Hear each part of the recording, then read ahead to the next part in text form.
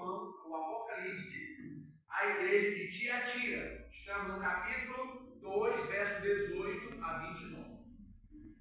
Apocalipse, capítulo 2, verso 18 a 29.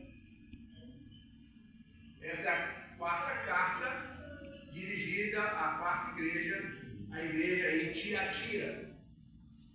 Ao anjo da igreja em Tiatira, escreve: essas coisas diz o Filho de Deus, que tem os olhos como chama de fogo e os pés semelhantes ao bronze polido.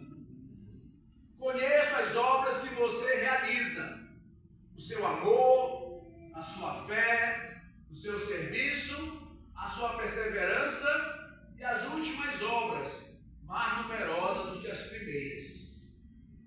Tenho, porém, contra você o fato de você tolerar a essa mulher Jezabel, que se declara profetiza, não somente ensine, mas ainda seduz os meus servos a praticar a prostituição e a comer coisas sacrificadas aos ídolos. Dei-lhe tempo para que se arrependesse, porém ela não quer se arrepender da sua imoralidade. Eis que farei com que fique acamada, e trarei grande tribulação aos que com ela adulteram, caso não se arrependam das obras que ela incita. Matarei os seus filhos, e todas as igrejas saberão que eu sou aquele que sonda mentes e corações, e retribuirei a cada um de vocês segundo as suas obras. Digo, porém, aos demais de Tiatira, a todos aqueles que não seguem essa doutrina, que não conheceram, como elas dizem, as coisas profundas de Satanás, não porei outra carga sobre vocês. Então, somente conservem o que vocês têm, até que eu venha. Ao vencedor, que guardar até ao fim as minhas obras, eu lhe darei autoridade sobre as nações. E com cetro de ferro as governará e as reduzirá a pedaços, como se fossem objeto de barro. Assim como também eu recebi a autoridade de meu Pai, eu lhe darei ainda a estrela da manhã. Ó Deus maravilhoso, Senhor do céu e da terra, mais uma vez, Pai amado, inclinando diante do Teu trono, para poder nos humilhar diante de Ti, como diz o cântico, ouvir a Tua voz, Senhor, e procurar de alguma maneira adequar a nossa vida à Tua vontade, à Tua santidade. Pai, e cada irmão, cada irmã e cada visitante nessa noite, olhe para si e veja se está pronto para o encontro contigo. Se assim não for, Senhor, que haja arrependimento, que haja mudança de comportamento e vida na Tua presença.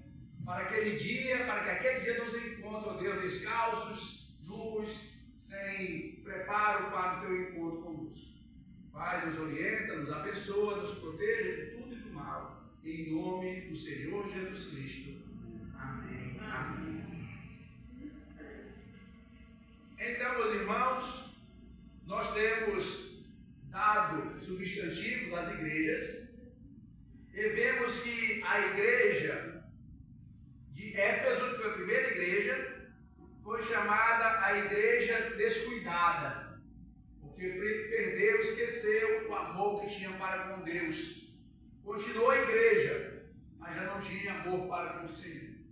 Isso é possível acontecer na vida cristã, esse desânimo que nos leva a perder aquele amor, aquele fervor por Deus e pela sua obra.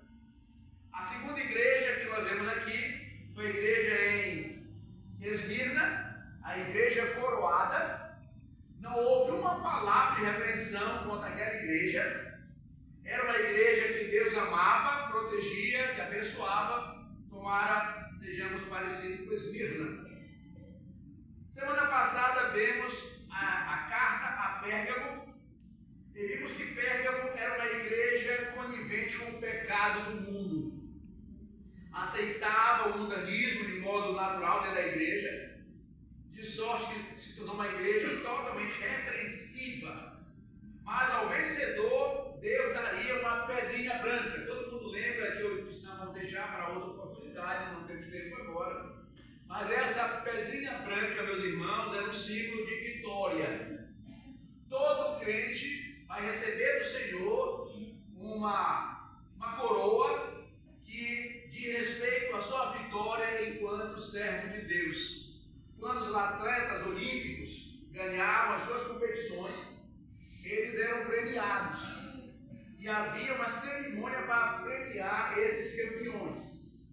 E cada atleta que vencia a corrida, os jogos, seja lá o que for, recebia uma pedra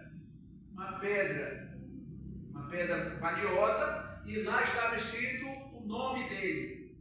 Era o seu troféu, era a garantia da sua entrada para receber o troféu. Então Jesus disse, aquele que receber, que me perseverar, que eu fiel a mim, eu darei a ele uma pedra, um símbolo. E no dia de receber a herança, ele vai estar ao meu lado. Ele vai receber essa herança e o nome novo que eu dou a ele está nessa pedra. Então é um símbolo de vitória. Então todo crente, de maneira metafórica, tem essa pedra, esse símbolo da sua fé, da sua perseverança, e no dia estará diante de Deus para receber a sua herança no céu. Então você já tem a sua pedrinha, com certeza tem o nome lá escrito, um novo nome lhe será dado, talvez servo do Altíssimo, alguma coisa parecida. Mas agora nós temos aqui a igreja em Tiatira.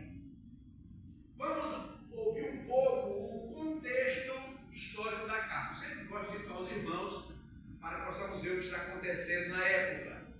Tiatira era uma cidade militar. Não era uma grande cidade, não era um comércio urgente, importante, era mais uma cidade militar. Havia muitos quartéis militares, e naquela cidade passou Alexandre o Grande, passou Roma, passou vários domínios, e lá era um centro militar muito importante e centro comercial também.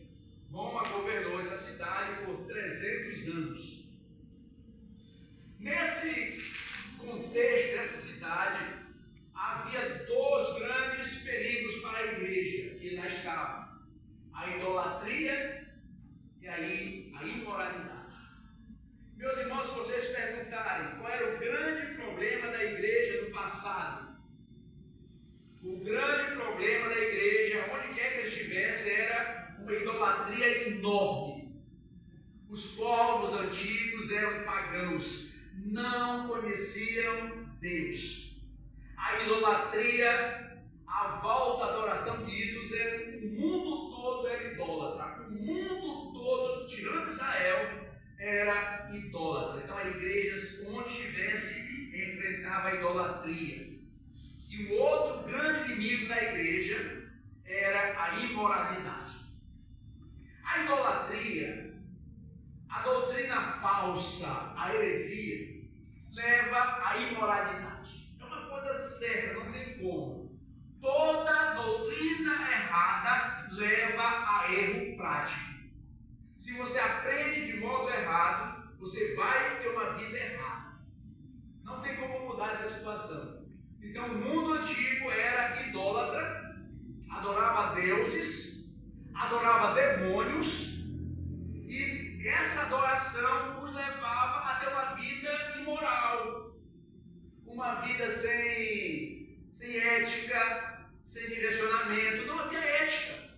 Não havia ética alguma nas famílias das cidades antigas. E Tiatira era uma cidade assim, idólatra e imoral, que era os grandes inimigos da igreja. A idolatria é a imoralidade. A cidade se orgulhava de ter um templo enorme dedicado ao deus Apolo, um deus grego, que simbolizava o Deus Sol, o Deus Supremo. Então Apolo era adorado naquela cidade como Deus Supremo acima dos deuses. João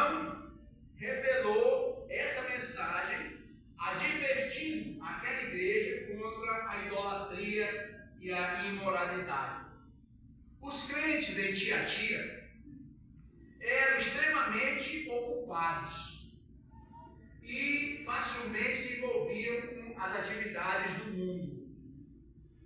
Eles, embora muito fiéis, muito obedientes a Deus, se deixaram dominar pelo clima da cidade e não era difícil encontrá-los em comunhão com o mundo da época.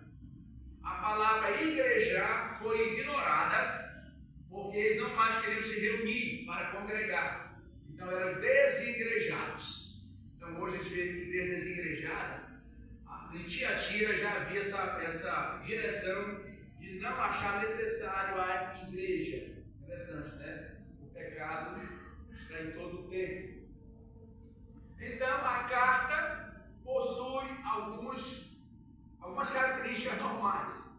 Essa carta tem uma aprovação, tem uma acusação e tem um conselho. Então vamos ver, meus irmãos, no verso 19, quando ele começa a dizer: conheço as obras que você realiza. A carta começa dizendo que aos olhos de Deus tudo está muito claro, patente. Aquilo que se diz e se faz às escuras, Deus está vendo como ao meio-dia. Não há como se esconder na presença de Deus. Conheço as obras que você realiza. E nesse caso, Deus está vendo que era uma igreja amorosa, era uma igreja que tinha fé, era uma igreja que trabalhava, uma igreja perseverante e uma igreja que estava em plena atividade, realizando várias obras. Uma igreja dinâmica.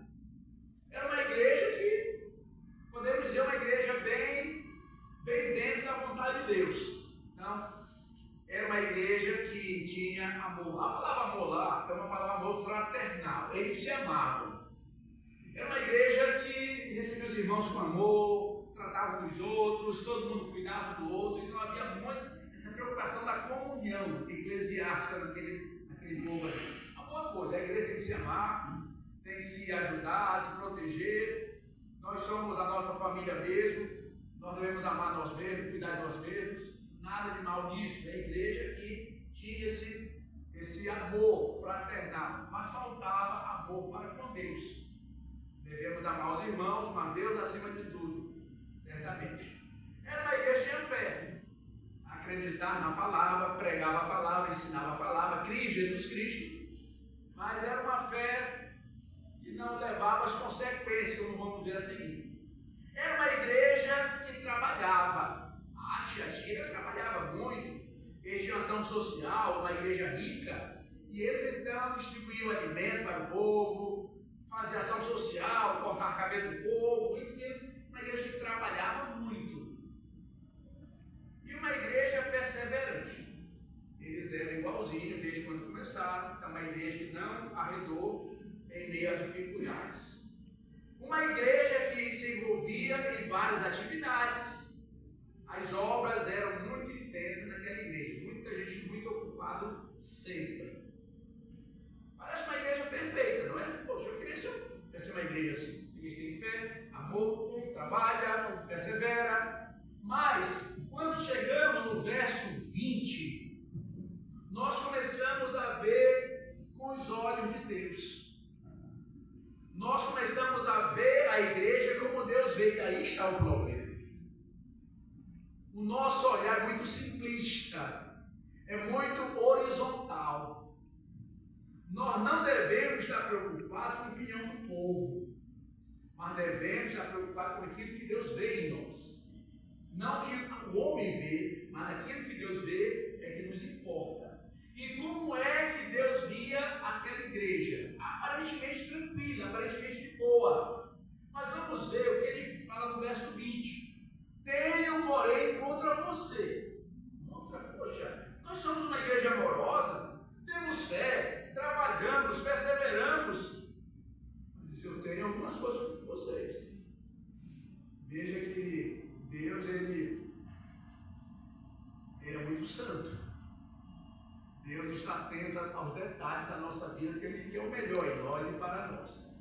Tenho, porém, contra você o fato de você tolerar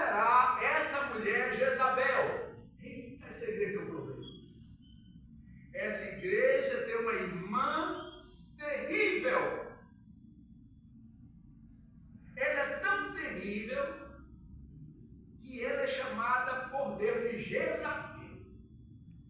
Eu não acredito, como nenhum teólogo acredita, que o nome dela era Jezabel. Esse nome foi dado pela natureza dela, pela atitude dela. Dificilmente alguém colocaria o nome da sua filha Jezabel. Como dificilmente alguém coloca o nome do seu filho Judas. Porque Judas, Jezabel, são nomes que mancharam-se através da história que ele possuía. Eu não conheço ninguém chamado Jezabel. Sinceramente, eu não conheço ninguém chamado Judas. Por quê? Porque foram pessoas que o nome desandou. Jezabel foi a pior rainha que Israel já teve. Terrível, terrível. Colocou idolatria em Israel, matou os profetas de Israel. Ela era terrível. Não houve mulher como Jezabel em toda a história bíblica. Então, provavelmente, nenhuma criança se chamava Jezabel. Como nenhuma criança se chama Judas Iscariotes. Hoje ouvimos dizer que uma mulher colocou o nome do seu filho Atos dos Apóstolos. É horrível também. Mas Jezabel e Judas conseguem ser pior do que isso. Então nós vemos, meus irmãos, que o que é interessante, já havia uma mulher dentro da igreja de Tiatira, se dizia pastora, ou missionária, ou profetisa, não sendo.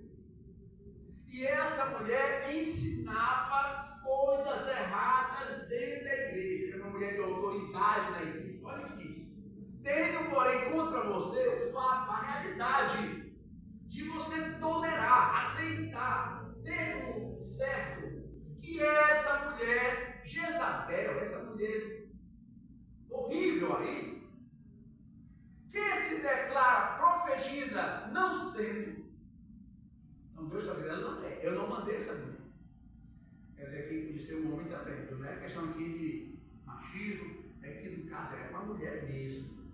Podia ser um homem. Podia ser Nicolau, Nicolaitas, podia ser aquele outro da Balaão, mas aqui era uma mulher mesmo. Essa mulher se declara profetiza sem ser. Não somente ensine, a palavra lá de Dáscalos é ser professora, ensinar na igreja. Ela tinha uma posição de ensino, não era uma membra qualquer, uma mulher de destaque, ela ensinava a igreja, talvez uma pregadora, talvez a primeira pregadora mulher ali, seja essa mulher de Tiatira. Ela não somente ensine ou pregue, mas ainda seduza. Engana, a palavra usada para a serpente lá no jardim do Éden, que ela engane, seduza os meus servos. Ela ia no ouvido de cada um. Olha, é assim, olha Deus não quer isso de você, Deus quer isso. E aquela voz macia, gostosa, melosa, né? E deve ser bonita também, sei lá, uma coisa parecida. E as pessoas se encantavam com essa Jezabel. Seduzia, apaixonar alguém. Ela era apaixonante. Ela era uma pessoa que sabia ir aos ouvidos, sabia cativar. Então, ela cativava, seduzia os meus servos, os crentes fiéis. Eram levados pela manha dela, pela astúcia dela, a praticar. Olha, Deus, ela ensinava o povo da igreja a praticar prostituição. Pode não perceber que ensina essa mulher terrível. Ela ensinava os homens a ser prostitutos. Ela ensinava as mulheres a serem prostitutas. Como é que a igreja não observou isso? Ela ensinava, incentivava e seduzia a igreja a praticar a prostituição e a comer coisa sacrificada aos ídolos. O que é mais interessante aqui é que ninguém percebia esse mal.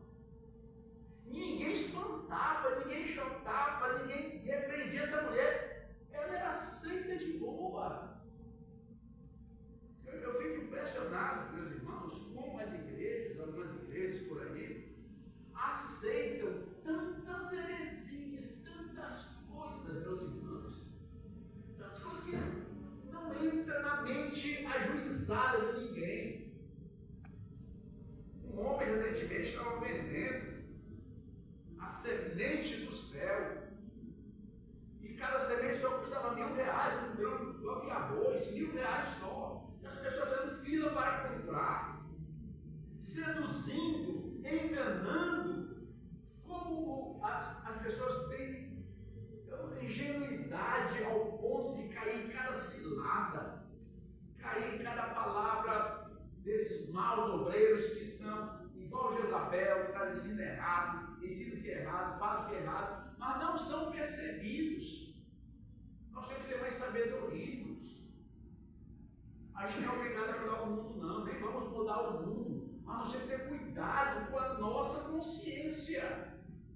Nem todo aquele que diz Senhor, Senhor pertence a Cristo. Temos que ter discernimento, temos que ter juízo por nós e por nossa família.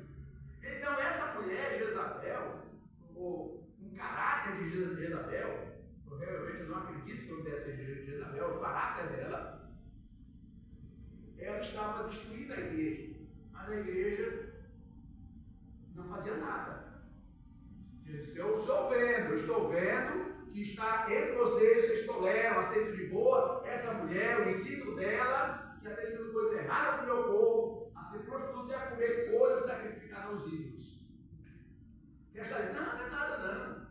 Olha, comer, não deve comer não. Essa é a ideia de ir para a festa da macumba, lá na macumba. Maranhão, é terra da macumba, já viu isso aí? Ô Zé, desculpa aí, Alves e Márcia, os nossos maranhenses aqui, né? Mas Bahia também quer de macumba, Pará também é macumba, Rio de Janeiro, mas a gente gosta de puxar o Maranhão. Então a ideia, não tem problema você ir para lá. Não tem problema você comer aquelas comidas sacrificadas que servem lá. Não tem problema algum, Deus está nem aí. Deus está interessado nisso aí. Então essa mulher estava ensinando o povo a misturar as coisas. A misturar ali o mundo. Pode ir para macumba, pode ir para macumba. Uma vez eu cheguei na Bahia, servição baiana, e uma baiana lá famosa, a baiana mais famosa de Salvador, e gostamos lá, eu e a Ângela para comer a acarajé. Acarajé é famoso. Aí quando eu tinha que pegar o acarajé, ela disse, isso aqui é sacrificado a Exu. Aí minha consciência velha. Olhei assim para a Ângela e a gente indicar o acarajé Exu aqui. Meu filho já pagou, você já pagou, então não comer, né, gente? Eu encarei porque só estava eu e ela. Mas a mulher disse claramente para mim: esse aqui, ela faz um sacrifício lá. Mas eu comprei. Então, se eu comprei. Sabe uma coisa, meus irmãos? Na realidade, não existe Exu. Não existe Exu. É criação, é invenção. Então eu não vou me deixar dominar por uma mentira. Eu não vou deixar de pensar, isso aqui é sacrificado. Que Exu? Exu não existe, rapaz. Isso é doido, isso é besteira. Não há. Então não se prenda a essas coisas. No entanto, se a pessoa diz que aquilo é uma coisa que vai trazer esquerda, evita, pelo amor de Deus. Então aquela mulher ensinava que não havia nenhum problema. A Jezabel era terrível. No Antigo Testamento, essa aqui não era fácil. Então Deus disse, olha, vocês têm contra vocês essa igreja boa, essa igreja amorosa, uma igreja fiel, uma igreja que trabalha, uma igreja perseverante, mas vocês têm essa mulher aí dentro, essa falsa profeta aí dentro, esse câncer dentro da igreja. Cuidado, irmãos. A melhor igreja do mundo pode ter um câncer que vai matá-la. A vida cristã, por melhor que você seja, você pode ser amoroso, você pode ser cheio de fé, você pode ser uma pessoa que trabalha para Deus, você pode ser uma pessoa perseverante, mas pode ter alguma coisa no teu coração que vai acabar com tudo. Tenha cuidado, tem que arrancar logo o que te maltrata, o que atrasa a sua vida por Deus. É melhor tirar fora. Então, ela fazia isso. No verso 21, ainda continua. Dei-lhe tempo para que se arrependesse.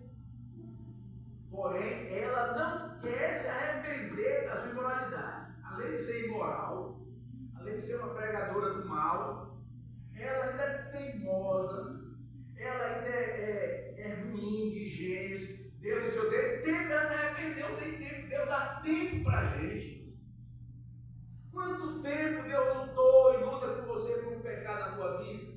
Quanto tempo Deus luta por uma falha? Quanto tempo Deus está te dando para você melhorar? Não seja como essa mulher que ela não se arrepende, ela não quer mudar de vida. Quantos anos Deus vai trabalhar a tua vida em uma área que você não está bem? Desde tempo para se arrepender. Lembro chegando aqui nessa igreja, tinha uma irmã que muito boa, esposa, crente ela, mas ela, eu sentia, quando chegar perto dela, eu sentia um cheiro muito forte de cigarro. E ela chupava bombom, o cheiro era tudo suor dela. Irmã, para de chupar bombom, porque é o seu suor que me condena. Não estou aqui para lhe julgar. Pastor, eu quero vencer esse pecado. Quer receber? Então vamos, eu vou lhe ajudar. Quanto é que a senhora fuma por dia? Pastor, eu dou uma carteira todo dia. O negócio está do diabo mesmo, né? Vamos fazer o seguinte: a senhora vai fumar só meia carteira. Meia carteira. Ele não olhou para mim. O senhor me dando vocês não. Estou lhe dando uma dieta. Meia carteira. Por uma semana. Uma semana eu fui lá, pastor, segurei, só meia por dia.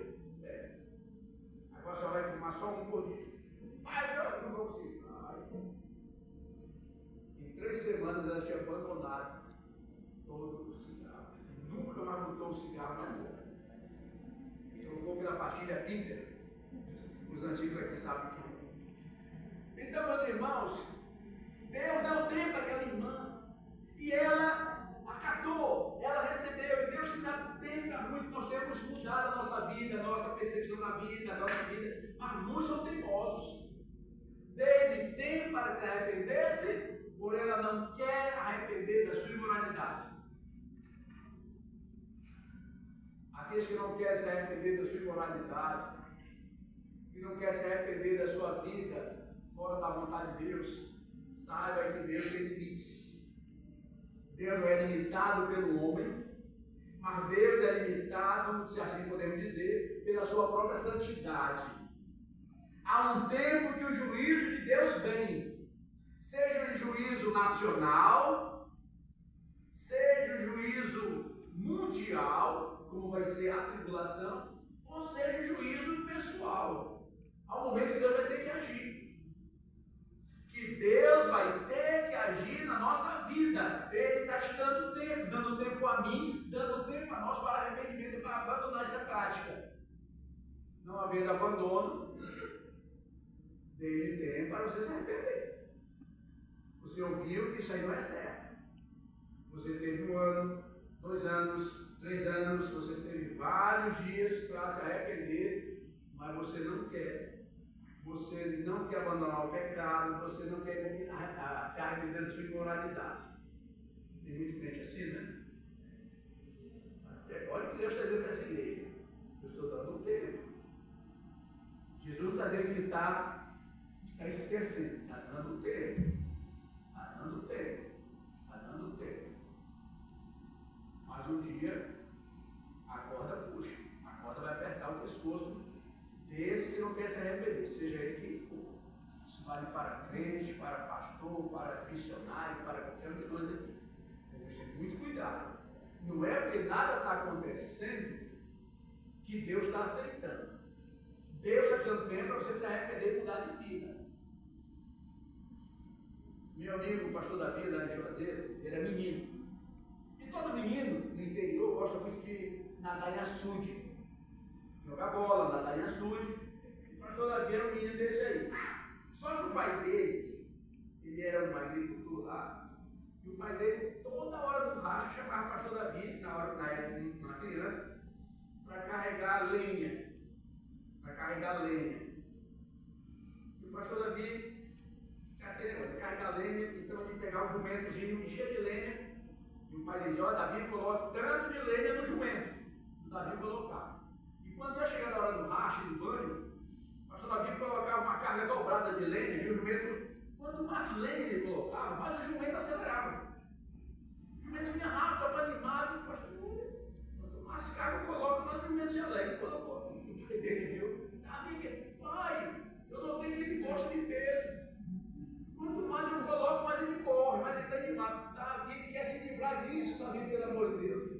sai correndo para se livrar, para chegar logo para você tirar da costa dele. Ele não está gostando não. Ele quer se livrar. Então, meus irmãos, nós devemos nos livrar, porque o pecado não é bom. O pecado pesa. O pecado é terrível. Deus está dando esse tempo para nós jogar fora. Joga fora da tua vida tudo que não agrada a Deus. Joga fora todos os seus pensamentos, tua incredulidade, a tua falta de compromisso com Deus. Joga fora tudo. Ele está dando tempo para você se arrepender. Mas, se não se arrepender, verso 22, esse que farei com que fique doente. Eu vou dar uma doença para esse crente. Eu vou lá, já que ele só tem na rua, eu vou deixar ele acamar. Já que ele não tem tempo, uma vez eu fiz ter um homem, meus irmãos. Não consegue muita coisa com a gente, pastor. Tinha um irmão dessa igreja, vou chamar assim, por respeito a ele, já morreu. E ele nunca tinha tempo para vir à igreja. Nunca ele veio para a escola dominical. Nunca veio domingo à noite. Eu só via na casa dele. Ele era crente dentro da casa dele. Acho que ele veio aqui ao longo da minha vida 2 ou 3 vezes. A minha vida toda aqui comigo. Eu sempre dizia, fulano, vamos para a igreja. Pastor, eu não tenho tempo, pastor. Eu não tenho tempo, pastor. Eu não tenho tempo, pastor. E um dia esse homem caiu, uma doença do nada, capa forte, viril. De repente, uma doença terrível. E ele foi acamado. Lá no Sírio, num hospital grande aqui em Fortaleza, que estava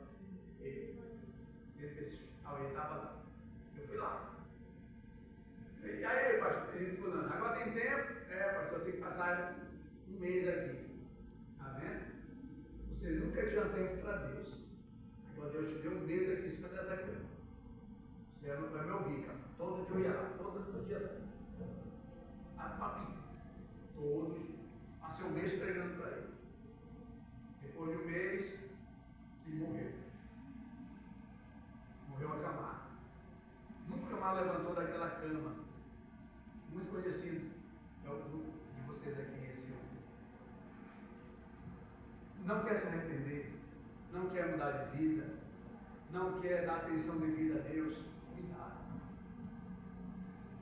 Agora aquele homem, eu penso que ele está no céu com Deus. Mas a sua vida foi ceifada. Porque ele não queria andar dentro da vontade de Deus.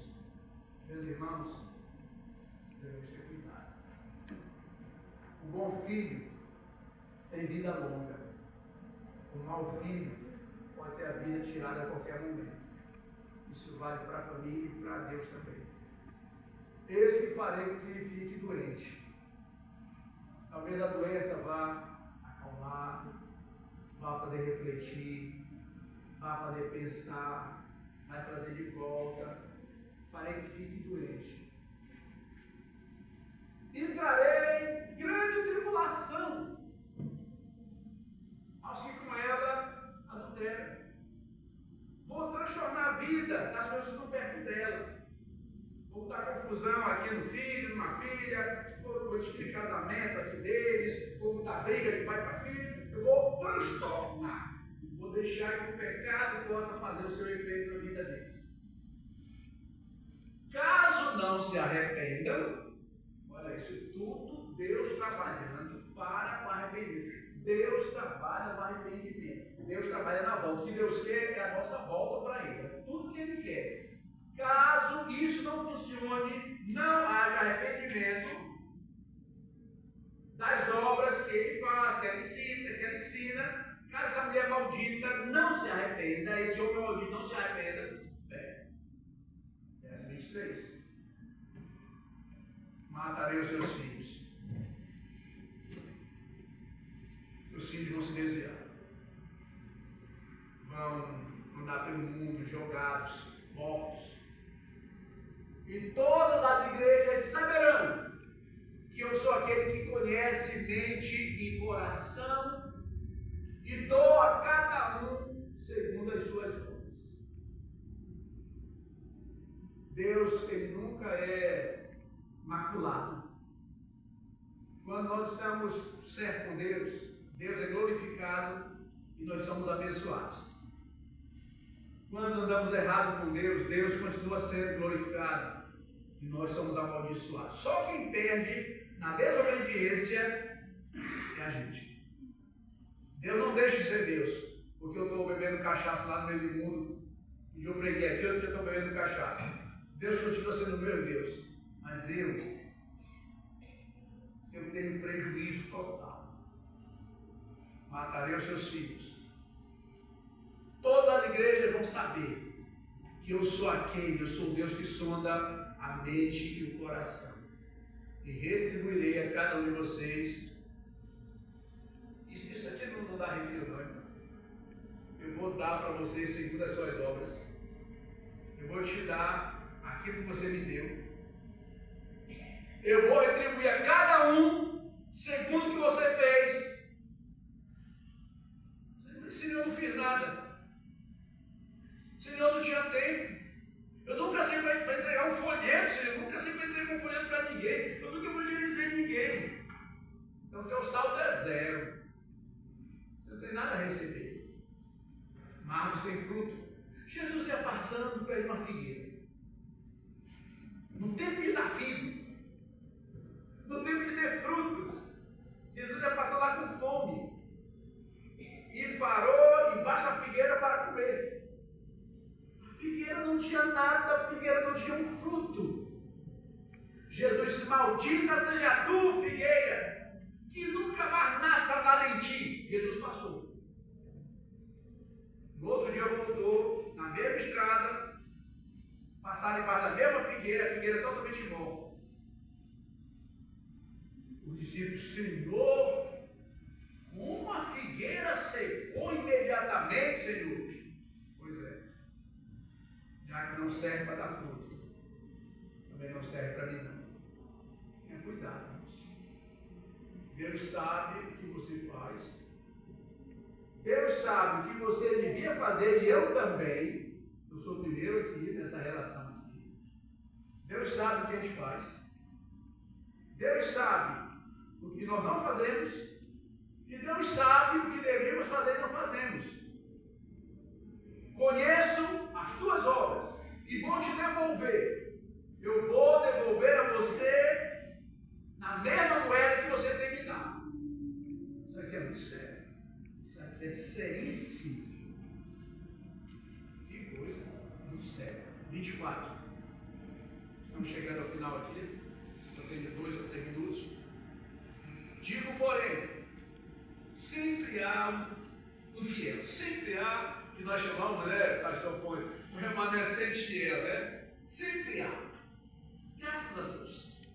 Digo, porém, aos demais, que não segue a doutrina, que não segue o ensino dessa mulher, que não conhece as coisas profundas do diabo, que não se deixa dominar, eu não vou colocar nenhuma carga sobre vocês. Sabe uma coisa maravilhosa de Deus? Que Deus, ele sabe tratar cada um. Cada um. Que Deus tem paciência para pegar um daqui e olhar. Não importa se ao lado dele tem tanta gente contaminada, não importa. Deus olha cada um. Deus tem paciência. Olha para mim, me vê todinho. Depois vai olhar para a Ângela, minha esposa. Depois vai olhar aqui para a Carmen. Para você ver, viu?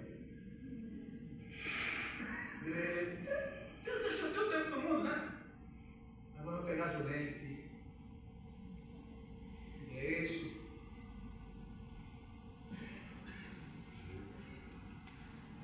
Rosinha. Boa. Osvaldo. Esse cara vai correr, esse cara vai. Cada um. Você não pode se esconder. Digo, porém, a vocês que seguem, que não seguem esse erro, essa doutrina, que tem o coração para Deus, que não conhece as coisas profundas do diabo, eu não colocarei sobre vós nenhum juízo, nenhum castigo, eu vou te livrar, eu vou te abençoar, você não vai sofrer nenhum tipo de punição, você que me ama, que crê em mim. Verso 25, só para encerrar. Tão somente conservem. Não somente sejam o que vocês são, conserve o que vocês têm, até que volte, eu voltarei. Jesus vai voltar. Vamos segurar, vamos conservar aquilo que nós temos: a fé, o amor, a perseverança, a vida. Vamos segurar isso, meus irmãos. Vamos deixar o diabo jogar fora, levar fora a nossa fé, o nosso amor, a nossa perseverança. Conservem, segurem até que eu volte, porque Jesus vai voltar. Amém? Amém. Igreja, que Deus abençoe. E essas